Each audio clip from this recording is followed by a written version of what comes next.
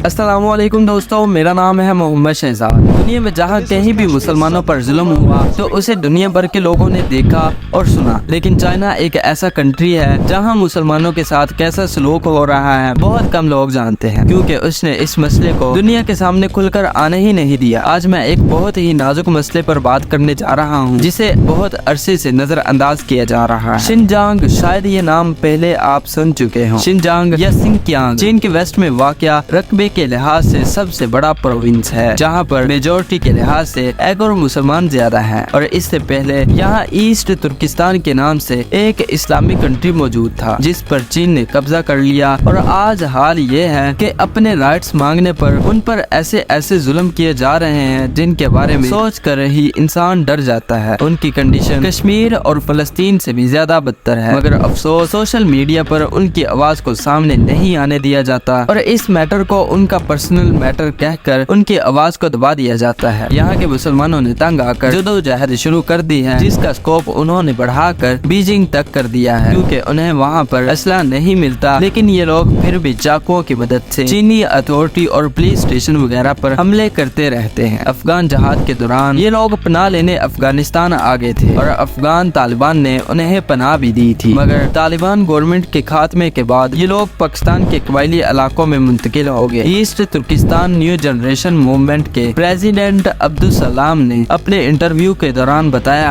कि चाइना की हुकूमत रंग, नस्ल, शनाख्त और रिलीजन के लिहाज से अलग पहचान रखने की बजाय हमें सिर्फ एक पहचान देना चाहती है, और वो है चाइनीज। उनके सामने दो ही ऑप्शंस हैं, या तो आप चाइनीज हैं या फिर चाइना के दुश्मन, थर्ड कोई ऑप्शन नहीं। पहले ईस्ट तुर्किस्तान के अंदर शरई अदालतें भी मौजूद थी और इस्लामिक एजुकेशन भी, मगर आहिस्ता आहिस्ता इन अदालतों को खत्म कर दिया गया और एजुकेशन सिस्टम को प्रॉपर चेंज कर दिया गया। ऐसे लोगों का सिस्टम बनाने की कोशिश की जा रही है जो किसी खुदा की मौजूदगी पर बिलीव ही न रखते हो। उनका पैदा होना और मरना महज इत्तेफाक हो, उनका रिलीजन और उनकी लाइफ का एम सिर्फ उनका कंट्री हो। पिछले 70 साल से ये ईस्ट तुर्किस्तान के मुसलमानों को इसी सिस्टम यानी लादीनियत का हिस्सा बनाना चाहते हैं, मगर यहाँ के लोग कंटिन्यूसली इस सिस्टम की मुखालफत कर रहे हैं, जिसकी वजह से अब तक कई मुसलमान अपनी जानों को गिनवा बैठे हैं। उनका कहना है कि हमारे बच्चों को कंस्ट्रक्शन कैंप्स के अंदर डाल दिया गया है, जिसे चाइना एजुकेशन सिस्टम भी कहता है। एक अंदाजे के मुताबिक 30,000 से ज्यादा मुसलमानों को इन री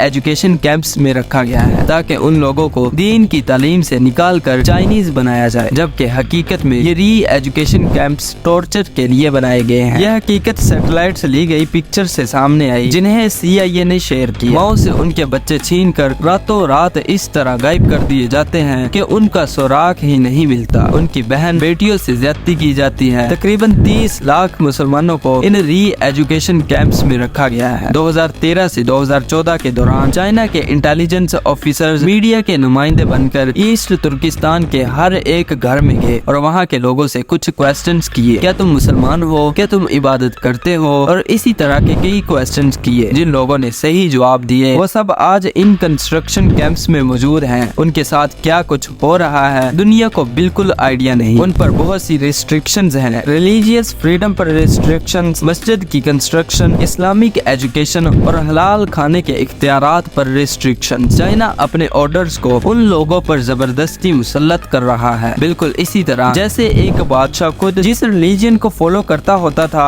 तो वो अपनी राया को भी जबरदस्ती उसी रिलीजन के फॉलोअर्स बनाने की कोशिश करता था। दुनिया के तकरीबन 40 कंट्रीज ने चाइना से मुतालबा किया है कि वो एगोर मुस्लिम्स को इंसानी हुकूक की रिस्पेक्ट करे, जिनमें कनाडा, जर्मनी, तुर्की और जापान जैसे कंट्री शामिल हैं। 35 से ज्यादा कंट्रीज ने चाइना की गवर्नमेंट की हिमायत का इजहार किया। उम्मीद है आपको वीडियो पसंद आई होगी। वीडियो देखने का बहुत शुक्रिया। आइए इंसाफ और इंसानी हुकूक के लिए एक साथ खड़े हों। मिलते हैं अगली वीडियो में, तब तक अल्लाह निगहबान।